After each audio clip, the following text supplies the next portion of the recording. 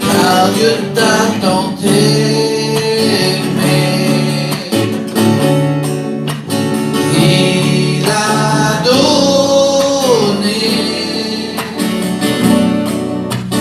Jésus son Fils unique sur la croix pour pardonner tes péchés, car tu es grand, ton amour est si puissant, ton bras si fort me saisit pour m'emmener près de toi, car tu es grand.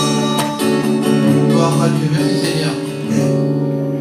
Voilà, merci Seigneur. Voilà, je voudrais appeler la compagne du frère qui a venu un petit bout de témoignage. Je sais pas si c'est son cœur. Amen. Oui. Oui. On va prendre le petit. Il va le prendre. Oui, je vais venir avec moi. Alors, Seigneur, Viens, mon bébé, viens. Bonjour. Tiens, tiens. Dieu. Ben bon, voilà, mon témoignage, il est tout simple. J'ai été élevée dans un foyer chrétien. J'ai donné ma vie au Seigneur, j'avais 14 ans. Je me suis baptisée. J'ai suivi à peu près un mois les choses de Dieu. Je me suis baptisée. Moi, j'ai pas attendu que le Seigneur me touche. Je me suis donnée au Seigneur par amour, parce que je savais que c'était la vérité. Et puis, ben voilà, j'ai fondé un foyer chrétien. Ça fait 12 ans que je suis chrétienne. C'est la plus belle chose que j'ai fait. Plusieurs fois, j'ai déçu le Seigneur, mais le Seigneur ne m'a jamais déçu. J'ai un foyer qui le sert et je rends gloire à Dieu pour ça. Amen. Merci Seigneur. De venir sans attendre le problème, sans attendre la difficulté, je crois que c'est la plus belle façon de venir à Dieu. Je vais appeler ma soeur Stéphanie qui vient chanter un cantique. Amen, gloire à Dieu. Non? Non. Bien? Oui.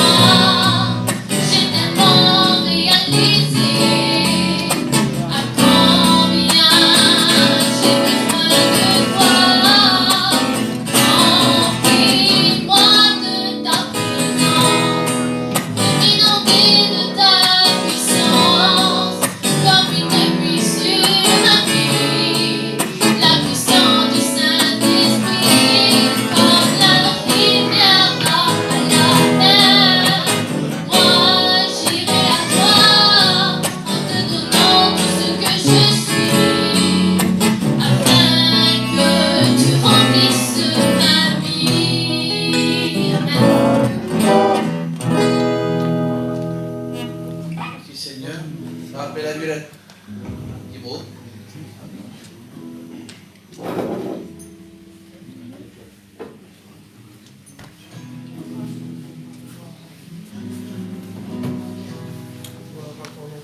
Gloire à Dieu. Je rends gloire à Dieu. Je ne vais pas vous donner mon témoignage, vous le connaissez. Je vais vous dire juste que je suis partie en mission cet été. Puis j'ai participé à beaucoup de réunions. Mais réellement, je n'avais pas reçu. Et puis dans ma vie chrétienne, depuis que j'étais chrétienne, j'avais perdu quand même beaucoup de choses sans m'en apercevoir. Et puis on s'est trouvé là, la mission à Toulouse. Et puis dans cette mission, moi je me suis vraiment plu. Et j'ai retrouvé ce que j'avais perdu. Et je rends gloire à Dieu pour ça. Gloire à Dieu, amen. Merci Seigneur.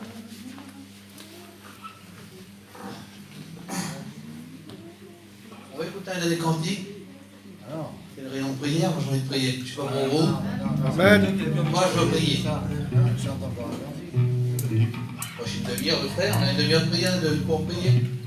Faites les frères, comme vous voulez. Moi, Non mais on est vendredi. Oui. Ce soir c'est une réunion pour adorer le Seigneur. Amen. Le Seigneur va servir son serviteur, à nous parler. Et moi j'ai un désir dans mon cœur, c'est que j'ai besoin, je ne sais pas si vous êtes pareil comme moi, j'ai besoin de prier mon Dieu. J'ai besoin d'y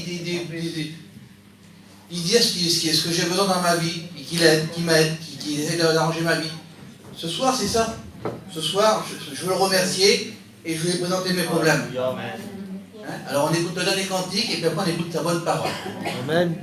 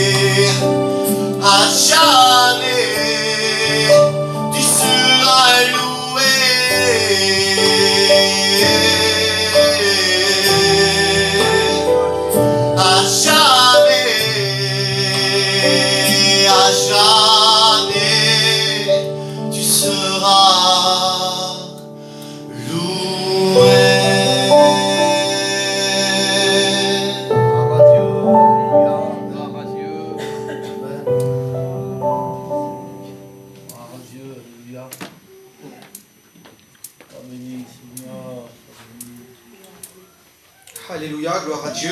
Amen. Amen. Amen. Son nom soit béni, son nom soit glorifié. Je remercie les frères ce soir qui me donnent la place pour apporter la parole de Dieu. Vous savez, la parole de Dieu, Seigneur, on l'annonce parfois avec crainte, parce que réellement on parle de la parole de Dieu. On se demande, Seigneur, est-ce que c'est réellement ce que tu veux que j'apporte? On ne l'apporte pas avec la peur, non. On l'apporte avec joie. Parce que la parole de Dieu, c'est une joie. Gloire à Dieu. Alors avant d'entrer dans la parole de Dieu, je voudrais chanter un cantique avec mes filles. Amen. Quelqu'un peut mettre le playback? Vas-y.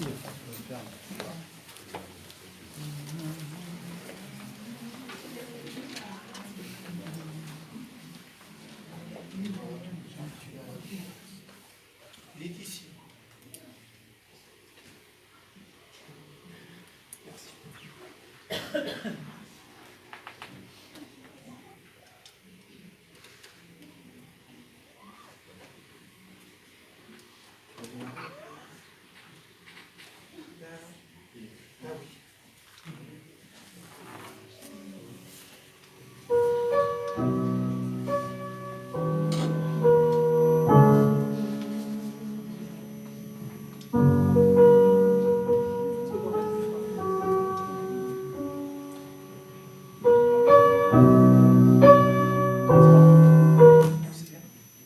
Ça siffle un peu, non?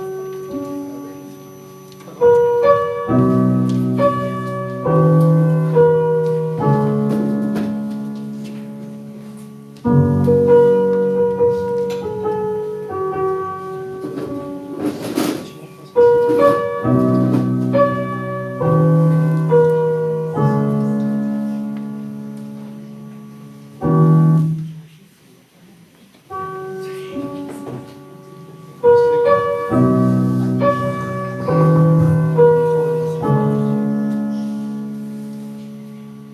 Tu étais là dès la création, Fils unique du Dieu très haut. Les mystères de ta gloire révélés en toi, Christ, notre Sauveur. Oh, ce nom est si merveilleux. Oh, ce nom est si merveilleux, le nom de Jésus Christ mon roi.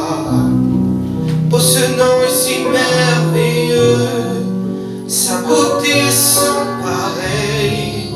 Oh, ce nom est si merveilleux, le nom de Jésus.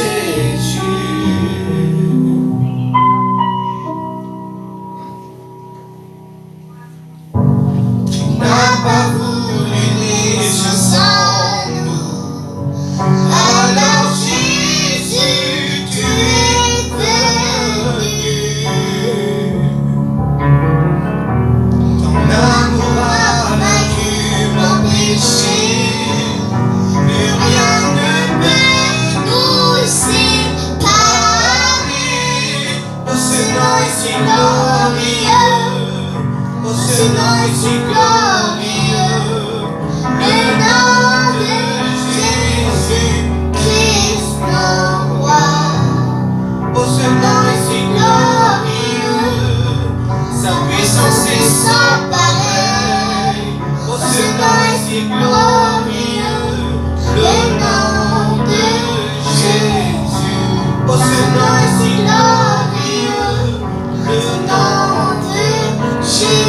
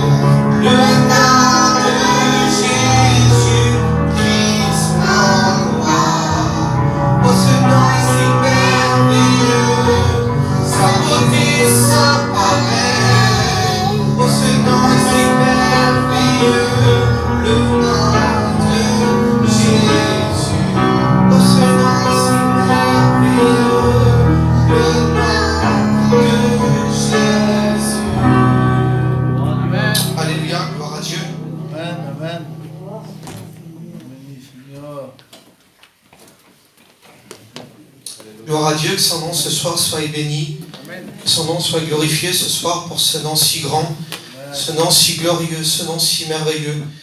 Ce soir, vous savez, ce nom si merveilleux, des fois on ne le réalise pas tous les jours, on ne le réalise pas tout le temps. On ne réalise pas toujours que son nom il est si glorieux pour nous, pour ce qu'il a fait, qu'il nous a aimés le premier, nous qui méritaient rien, nous qui étaient rien.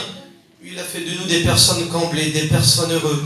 Ce soir, qu'on puisse remercier et glorifier ce nom si glorieux, ce nom si merveilleux, ce nom qui nous a donné le privilège d'être ici encore une fois de plus pour le louer et l'adorer. Gloire à Dieu. Amen. Que son nom ce soir soit béni. Je suis content dans mon cœur, je vous le dis en vérité. Je ressens l'Esprit de Dieu. L'Esprit de Dieu, vous savez, lorsqu'on le demande, il est toujours présent. Des fois, on vient à la réunion et on dit « Seigneur, je ne comprends pas pourquoi je ne suis pas béni, je ne comprends pas pourquoi je ne recherche pas, je n'arrive pas à ressentir ta présence. » Mais réellement, est-ce qu'on le recherche réellement comme lui qu'il veut? Est-ce que réellement qu'on veut être béni? Lorsqu'on lui demande, il est celui qui est béni. Amen. Vous savez, je méditais la parole de Dieu et je regardais ça tout à l'heure, Seigneur. Et vous savez, je regardais et je disais, Seigneur, j'ai essayé de trouver un thème à mon message. Et Seigneur, je pensais dans ma tête, mon esprit, je disais que la solution, dans chaque circonstance, je lisais la parole de Dieu et je voyais à chaque épreuve, à chaque circonstance, la solution se trouvait au pied de Jésus. Et je disais, Seigneur, quel que soit le problème, quelle que soit la misère, quelle que soit la difficulté, lorsqu'une personne vient vers toi, il y a toujours la solution. Ce soir, je voudrais qu'on réalise, nous tous ensemble, que la solution se trouve au pied de Jésus. Alléluia. Que son nom soit béni, son nom soit glorifié. Avant d'entrer dans la parole de Dieu, je voudrais demander à Elvis qui sert et qui me présente devant Dieu. Je voudrais qu'on joigne la prière du frère. Seigneur, je bénis ton nom, Jésus, je veux te remercier. Je te remercie d'être dans ta maison, d'avoir, Seigneur, eu ce privilège encore une fois. Seigneur, toi, mon frère, Seigneur, Dieu, je te présente. Bénis ton serviteur, remplis-le du Saint-Esprit. Donne-y un mot pour chacun, Seigneur Dieu. Rappelle-y, Seigneur, ce que tu as mis sur son cœur. Seigneur, nous comptons sur ta grâce encore ce soir, Dieu. Je te dis merci pour tout ce que tu vas faire. À toi revient toute la gloire éternelle. Amen. Alléluia, gloire à Dieu. Vous savez, Seigneur, j'étais en train de penser. Combien de fois que ça nous est arrivé, combien de fois que ça m'est arrivé. Seigneur, on est là, on vient à la réunion, il semblerait qu'on est fade. Vous savez, pour le Seigneur, on devrait être bouillant. Et des fois, il y a des personnes qui viennent à la réunion, on aime le Seigneur, on aime Dieu. Il y a des moments, des circonstances dans la vie qui font qu'on est tiède pour le Seigneur. On est tiède pour prier, on est tiède pour élever la voix. Il y a des personnes, Seigneur, qui sont plus comme au début de leur conversion. Vous savez, tout au début de notre conversion, on l'a tous vécu. On a un cœur, il est comme ça, il est bouillant. On sort de la piscine et il semblerait qu'on serait prêt à tout faire pour le Seigneur. On serait prêt à tout parce qu'on a été baptisé. Et vous savez, les années passent, le temps passe. Et des fois, on n'est plus comme on était auparavant. Quand on dit, Seigneur, que ta présence, ta puissance puisse m'envahir. Comme la première fois, comme j'ai été béni, Seigneur, j'ai besoin d'être béni, j'ai besoin d'être rempli par ton onction. Comme la première fois que tu m'as béni. Et qui n'aurait pas besoin d'une grande bénédiction? Vous savez, aujourd'hui, on vit dans un monde de tristesse, on vit dans un monde de pleurs, un monde d'angoisse, un monde qui ne donne rien de bon. Il va nous donner un petit peu de satisfaction pour un petit moment, mais c'est éphémère, le bonheur du monde ne dure pas. On l'a compris, nous, enfants de Dieu, que le bonheur que Dieu donne, c'est un bonheur qui dure. C'est quelque chose de concret, c'est quelque chose de solide où qu'on peut s'appuyer sur lui. Et ce soir, je voudrais vraiment qu'on s'appuie sur la parole. Alléluia. Vous savez, dans Actes 3, verset 19, il est marqué « Repentez-vous et convertissez-vous pour que vos péchés soient effacés. » Alors ce soir, qui est capable d'effacer les péchés? Un homme est-il capable d'effacer ce soir les péchés? Ce soir, on peut aller trouver des grandes religions dans ce monde. Est-ce qu'ils sont capables d'effacer nos péchés? Aujourd'hui, Seigneur, que Dieu me pardonne de dire ça, on peut aller voir un curé, il va me dire, mon enfant, par en paix, t'es pardonné. Aujourd'hui, il se manifestant sur Seigneur comme si que ça serait Dieu. Simplement, Jésus-Christ est capable de pardonner nos péchés. Qu'on puisse réaliser ce soir, nous, qu'on a un privilège immense. Le privilège qu'on a, c'est d'avoir Jésus premièrement dans notre vie. Il est celui qui nous a pardonné. Il est celui qui nous a, Seigneur, délivré de toutes choses. Autrefois, celui qui était lié, enchaîné par le monde. Jésus-Christ, il est celui qui le délivre, qui le brise les chaînes. On y croit ce soir, alléluia. Que son nom soit béni, son nom soit glorifié. Vous savez, Seigneur, en regardant la parole de Dieu, moi j'ai trouvé un homme où qu'il va avoir de l'angoisse dans son cœur, où qu'il va avoir de la tristesse, où qu'il semblerait, pourtant même qu'on peut avoir la situation qu'il faut dans ce monde. Lorsqu'on a le problème c'est nous qu'on l'a, c'est pas nos amis. Et là, on peut voir un homme qui va avoir un problème gigantesque, un problème monstrueux. Rien à faire, mais qui appeler, qui pourrait intervenir dans ma vie, qui pourrait bénir. Et c'est là, Seigneur, c'est la question à se poser ce soir. On connaît tous cet homme-là, ça se trouve dans Luc 8, verset 40. La parole de Dieu nous dit qu'un jour, un homme s'accourut devant Jésus, se jetant à ses pieds, parce que la solution, elle se trouve aux pieds de Jésus. Gloire à Dieu. On peut voir que cet homme-là va se jeter à ses pieds. Lorsqu'il va se jeter à ses pieds, il va l'inviter à rentrer dans sa maison, parce qu'il avait une fille unique d'environ 12 ans qui était en train de mourir. Et vous savez, on peut être collecteur d'impôts, on peut avoir de l'argent comme il le faut, on peut avoir le meilleur métier du monde. Lorsqu'on souffre dans notre cœur, on souffre. Lorsqu'on a de la peine, on en a de la peine, c'est pas l'autre qui en a. Lorsqu'on a de l'angoisse, c'est nous qui la vit, cette angoisse. Et là, cet homme-là, il va être pris par l'angoisse, il va être pris par la tristesse, par les pleurs. Et lorsqu'il va voir Jésus, il va se jeter à ses pieds. Jésus vient dans ma maison. J'ai ma fille. Elle est en train de mourir. Toi, tu peux faire quelque chose pour elle. J'ai entendu parler de toi. J'ai entendu parler de toi que tu guéris les malades. J'ai entendu parler de toi que celui qu'il n'a plus la vue, tu leur redonnes la vue. J'ai entendu parler de toi. Viens guérir ma fille. La parole de Dieu nous dit que lorsqu'il va en chemin, Jésus va en chemin avec Jairus pour aller à cette maison. Et lorsqu'il vient à cette maison, la parole de Dieu nous dit que cet enfant n'était plus de ce monde, elle était morte. Et là, on peut voir que les parents, les gens qui étaient là, vont se lamenter, vont pleurer, vont être pris de cette tristesse. Elle n'avait plus la vie en elle. Et des fois, c'est comme ça, vous savez. Des fois, on paraît pour être bien devant tout le monde, en vérité. On est là, on a notre place, on est bien, mais on n'a plus la vie en nous. On n'a plus cette vie en nous. Il semblerait qu'on est là, qu'on obtient une place comme tout le monde, on est comme tout le monde. Mais est-ce que réellement tu souffres encore de Dieu dans ta vie? Est-ce que réellement encore tu es comme Dieu le veut? Et là, cette jeune fille, elle est là, plus de vie en elle. Et tout le monde pleurait. Jésus va dire ces paroles-là, elle n'est pas morte, mais elle dort. Tout le monde se moquait de lui, ils se moquèrent de lui parce qu'ils savaient que l'enfant était plus de ce monde, qu'elle était morte. Jésus va dire ces paroles-là, Talita Koumi, qui signifie enfant, lève-toi. La parole de Dieu nous dit que son esprit à ce moment-là revient en elle. Et il va dire ces paroles, apportez-lui à manger, apportez-lui à boire, apportez-lui ce qu'elle a besoin. Ce soir, peut-être toi, tu aurais besoin de quelque chose. Tu aurais peut-être besoin de quelque chose dans ta vie. Jésus-Christ, ce soir, il est amour et il le donne. Alléluia. Tu aurais peut-être besoin de cette nourriture. Vous savez, un jour, je ne sais plus où que ça se trouve, les disciples vont aller à la ville pour acheter des vivres, et lorsqu'ils vont revenir, ils vont proposer à Jésus à manger, et Jésus va dire qu'il avait déjà mangé.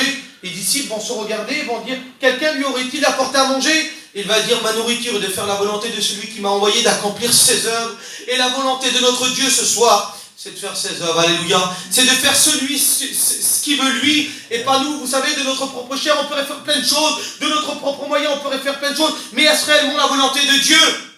On le comprend ce soir que lorsqu'on est à ses pieds à lui, il se passe toujours des grandes choses, des bénédictions. Alors vaut mieux se trouver à ses pieds. Vous savez, Seigneur, en passant vite fait, un jour, on connaît tous l'histoire de Marthe. Lorsqu'elle vient vers Jésus, elle l'appelle à rentrer dans sa maison. Elle l'appelle, mais viens dans ma maison, viens chez moi. Elle est heureuse, elle est contente, elle sait que c'est Jésus, elle sait qui bénit, qui guérit, elle sait tout ça. Elle l'appelle à rentrer dans sa maison. Lorsqu'il rentre dans sa maison, la parole de Dieu nous dit, elle est prise à plein de soins domestiques. Elle veut tellement bien faire, elle dit, alors je ne sais pas, elle va faire certainement le ménage, elle veut peut-être lui préparer quelque chose à manger, peut-être quelque chose à boire, elle veut faire bien. Mais sa sœur qui était là, elle avait compris que ce n'était pas le plus important. La parole de Dieu nous dit qu'elle va se mettre à ses pieds. Et elle entendait tout, c'est ce qu'elle avait besoin, ben Jésus lui disait. Et nous, ce soir, on a besoin de se mettre à ses pieds, on a besoin d'une bénédiction, on a besoin d'écouter la parole de Dieu, on a besoin de prendre de la parole de Dieu, des mots pour nous et de les mettre dans notre cœur.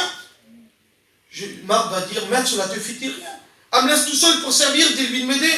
Marthe, arrête. Tu t'inquiètes, tu t'agites pour beaucoup de choses. Une seule chose est nécessaire. Il n'y en a pas deux, il n'y en a pas trois. Une seule chose est nécessaire. Ta sœur, elle marie. Elle a choisi la bonne part, ça ne sera pas ôté pour elle. Elle a choisi quelque chose de bon, elle a choisi la parole de Dieu, elle a choisi qu'est-ce que je lui apporte, ce que je lui enseigne. Ce soir, nous, si on peut réaliser, Seigneur, j'ai besoin de prendre le meilleur ce soir. J'ai besoin de prendre dans mon cœur ce que tu veux m'apporter. J'ai besoin de prendre qu'est-ce que tu veux me donner. Qui n'a pas besoin d'une bonne bénédiction? Qui n'a pas besoin de se jeter à ses pieds ce soir et dire, moi, Seigneur, j'ai besoin de ça. Vous savez, on a tous des besoins, quels que soient nos problèmes, quels que soient nos besoins. Il est celui qui répand, il est celui qui bénit. Alléluia. Il est le Dieu de la satisfaction. Avec lui, on n'est jamais déçu. Gloire à Dieu. Amen. Que son nom soit béni, son nom soit glorifié. Vous savez, dans Psaume 25, verset 17, il est marqué « Les angoisses de mon cœur augmentent. Tire-moi de ma détresse, vois ma misère, ma peine, et pardonne tous mes iniquités. Pardonne tous mes péchés. » Parfois, l'angoisse, elle vient. La peine, elle est là. La tristesse, elle est là. Et nous, on a besoin de s'en sortir. Et des fois, on attend sur un frère, on attend sur une sœur. Mais si un frère viendrait m'encourager, je serais vraiment content. Si une sœur vient me parler de Dieu, si le serviteur il vient me dévoiler, ben, ça m'encouragerait. On attend des fois sur l'un, on attend sur l'autre. Mais lorsqu'on a les angoisses comme ça de notre cœur, on a besoin de lui demander à lui. Il est celui qui nous enlève de tout ça. Il est celui qui bénit, vous savez. Ça peut être n'importe quel frère, il pourra vous donner un bon mot d'encouragement. Il pourra vous donner une belle parole, Seigneur. Mais réellement, il ne pourra pas vous bénir. Le seul qui bénit, c'est lorsqu'on lui demande. Lorsqu'on lui demande, il est celui qui vient. Et lorsqu'il y a de l'angoisse dans notre cœur, parfois qu'il y a de la tristesse, il vient, ben lui, on lui a demandé. Alors il vient l'en tirer. Parce que vous savez qu'on a un Dieu vivant, gloire à Dieu. On a un Dieu qui bénit. On a un Dieu grand. Et gloire à Dieu pour ça. Psaume 3, verset 9 nous dit « Je me couche et je m'endors en paix. Car toi seul, ô Éternel, tu me donnes la sécurité dans ma demeure. » Et qui n'a pas besoin de cette sécurité? Qui n'a pas besoin de dire, ben, Seigneur, je veux m'endormir tranquille. Je veux m'endormir bien. Seigneur, si tu reviens, je veux m'endormir bien, je veux être heureux. Je veux être comblé en tout temps. Seigneur, je ne veux pas avoir la crainte. Vous savez, la parole de Dieu nous dit qu'il a mis dans le cœur de chaque homme la pensée de l'éternité. Et qu'on le veut ou qu'on ne le veuille pas, on est obligé de penser à la mort. Et si le Seigneur reviendrait, est-ce que réellement je suis comme toi tu le veux? Est-ce que je partirai avec toi, Seigneur? Seigneur, est-ce que réellement je suis comme toi tu le veux? Tu viendrais à quitter la terre demain. Est-ce que je suis réellement comme toi tu le veux? Je vous le dis en vérité, frères, sœurs, c'est des questions à se poser. Et des fois, on a besoin de faire le bilan de notre vie, dire, Seigneur, est-ce que réellement ma vie, elle est conforme à la parole de Dieu? Est-ce que je mène une vie spirituelle comme toi tu veux? Ou une vie spirituelle, ben, comme moi que je veux? Et nous, on a besoin de mener une vie spirituelle comme la parole de Dieu le veut, et pas comme nous qu'on le veut. Parce que celui qu'on suit, nous, ce soir, ben, c'est Jésus-Christ, on ne suit pas 50 personnes. Vous savez, on peut prendre le logo Vie Lumière, gloire à Dieu. Que Dieu bénisse notre grande mission. Mais ce soir, on ne suit pas Vie Lumière. On n'est pas, ce soir, on ne suit pas un logo. On suit ce soir la parole de Dieu. Alors Seigneur, est-ce que je suis réellement comme toi tu veux? Et nous, ce qu'on a besoin, c'est d'être vrai devant Dieu. Gloire à Dieu. Alors on peut voir que lorsqu'on se trouve au pied de Jésus, il se passe toujours quelque chose de bon, quelque chose de merveilleux. On peut voir un homme dans la parole de Dieu, ça se trouve dans Matthieu 8, verset 1. La parole de Dieu nous dit qu'un jour que Jésus se trouvait sur cette montagne et enseignait la foule, prêchait, parlait à la foule, parlait sur les personnes pour être heureux. Et à ce moment-là, on peut voir qu'il va avoir un homme pris de tristesse, un homme pris d'angoisse aussi, un homme malheureux, un homme sans Dieu. Pourtant, cet homme avait entendu parler de Dieu, mais il n'était pas heureux dans son cœur. Un homme triste. Et la parole de Dieu nous dit que cet homme-là était malade. Un homme qui avait cette lèpre. Vous savez, autrefois, lorsqu'un homme était recouvert de lèpre, personne n'approchait, une personne qui était jetée de tout le monde. Vous savez, lorsqu'on avait la lèpre, ça ne venait pas d'un coup. Aujourd'hui, je vois le frère, on ne lui disait pas, toi frère, t'es lépreux, sors de l'assemblée, dégage, t'es lépreux. Ça ne se passait pas comme ça, non? Ça commençait tout doucement, c'était un petit processus. On attrapait une petite plaie, un petit mal soigné. Et puis là, on allait se montrer à un homme qu'on ne connaissait même pas, un sacrificateur, on allait vers cet homme-là. Et lui, il voyait ça, et s'il voyait ça suspect, on était mis dans des genres de petits cajots, des petites prisons, on était mis là, et on attendait une petite semaine ou deux. Et au bout d'une semaine ou deux, le sacrificateur voyait encore ces hommes-là, et si la plaie était guérie, ils étaient déclarés purs, et ils pouvaient partir, rentrer chez eux, dans leur maison, dans leur famille, avec leurs enfants, vivre heureux. Mais lorsque la plaie était infectée, lorsque le problème était devenu plus grand, ils devaient partir dans des sépulcres, dans des endroits où il y avait des grottes, où ils étaient seuls. Malgré qu'on avait des enfants qu'on aimait, malgré qu'on avait une femme, malgré qu'on avait une bonne situation, on pouvait être heureux, on pouvait être comblé. Là, il n'y avait plus de bonheur. Il n'y avait plus de joie. On devait tout quitter parce qu'on était déclaré impur. Et lorsqu'on était déclaré impur, c'était pas une maladie que du jour au lendemain, qu'on allait mourir et puis que c'était bon, que c'était fini. C'était une maladie de souffrance en permanence. C'est que notre chair, elle pourrit sur nous-mêmes et on meurt en souffrance. Et là, il y avait des hommes malheureux comme ça. Il y avait des hommes qui mouraient dans la souffrance, dans la tristesse, dans la peur de tous les jours de se réveiller avec cette souffrance sur eux. Et vous savez, Seigneur, lorsqu'on le prend au niveau un petit peu spirituel, il y a des chrétiens, il y a des personnes, Seigneur, que sans se rendre compte, on ne se dit pas encore lépreux. Il y a des personnes qui ont des choses, pas la gloire de Dieu. Et on en trouve partout des comme ça. Je ne dis pas simplement ça ici, c'est partout. Il y a des personnes, Seigneur, que des fois on a des petites choses qui ne sont pas la gloire de Dieu. C'est insignifiant, c'est pas grave. C'est une toute petite plaie. Allez, c'est pas grave, c'est rien du tout. C'est un petit mal, c'est rien du tout. On va le soigner, on va le camoufler, on va mettre de la pommade, on va mettre une bande. Et des fois on camoufle un petit peu. Il faut les qu'on se mente pourtant. Il faut les concevoir au sacrificateur. Il y a des personnes comme ça. Et vous savez, lorsqu'on laisse engraver la plaie, des fois ça grandit, ça s'accumule. Il y a plein de choses qui s'accumulent dans notre vie. Et des fois on se rend compte après qu'on n'a plus été à la gloire de Dieu comme lui qu'il voulait. Cet homme-là était déclaré impur. Il était là, il attendait au pied de la montagne, il souffrait. Et la parole de Dieu nous dit que lorsque Jésus descendit de la montagne avec toute la grande foule qui était là, à ce moment-là, cet homme-là va se jeter à ses pieds. Il va lui dire, Maître, Seigneur, si tu le veux. Il ne disait pas, si tout le monde le veut, si tu le veux, tu peux me rendre pur. Vous savez, un seul mot de Jésus avec le cœur, Jésus-Christ bénit, Jésus-Christ exauce, vous le savez quand même ce soir. Si tu le veux, tu peux me rendre pur. La parole de Dieu nous dit que Jésus-Christ n'a pas peur de le toucher. Malgré qu'il était impur, il n'a pas peur de poser sa divine main sur lui. Je le veux soit pur. La parole de Dieu nous dit qu'à ce moment-là, il fut purifié de sa lèvre. Cet homme-là qui était lépreux, cet homme-là qui vivait dans la tristesse, dans la peur, dans l'angoisse, dans la peur de mourir. Cet homme-là, à ce moment-là, va être purifié. Cet homme-là, à ce moment-là, va suivre Jésus. La parole de Dieu nous dit, cet homme-là va être guéri.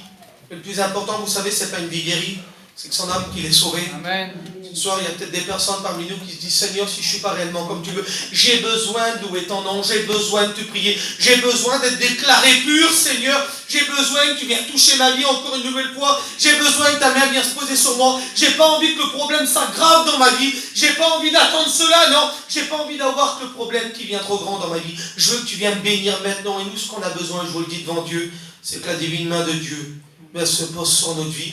On a besoin de cela, nous, ce soir, enfants de Dieu. Alléluia. Amen. Gloire à Dieu. Vous savez que Jésus ne condamne personne. Jésus ne condamne pas n'importe quoi, cette situation, ce problème qu'on peut avoir. Il ne condamne pas. La parole de Dieu nous dit qu'il a amour et qu'il aime toute personne sur la terre. Gloire à Dieu. Vous savez, un jour, il va avoir une femme aussi. On peut trouver ça dans Jean.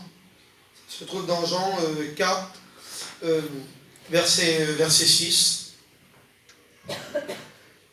Là se trouvait le puits de Jacob, et Jésus, fatigué du voyage, était assis au bord du puits.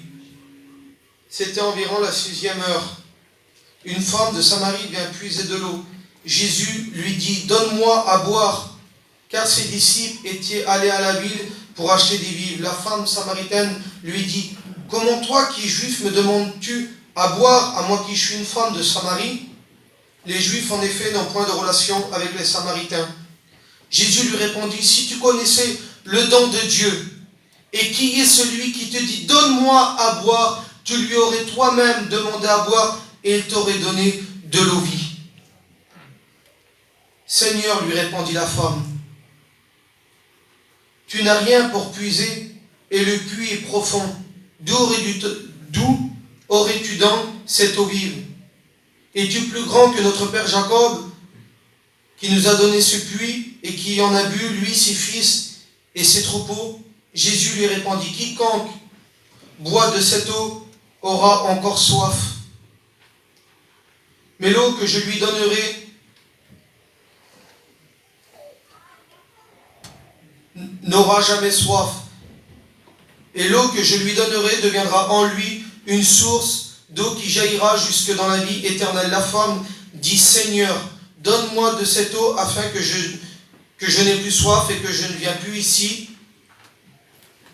Va, lui dit Jésus, appelle ton mari, viens ici. La femme répondit, je n'ai point de mari. Jésus lui dit, tu as raison de dire, je n'ai point de mari, car tu as eu 6 maris. En cela, excusez-moi, je n'ai pas pris mes lunettes. Bon bref, en cela tu as dit vrai. En cela tu as dit vrai. On peut voir que cette femme-là, Seigneur, qu'elle avait un noir passé.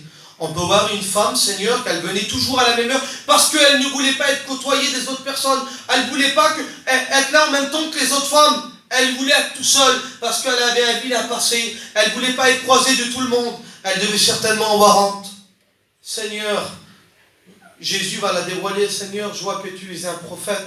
La parole de Dieu nous dit, en se voyant découverte, elle lui dit, donne-moi de cette eau.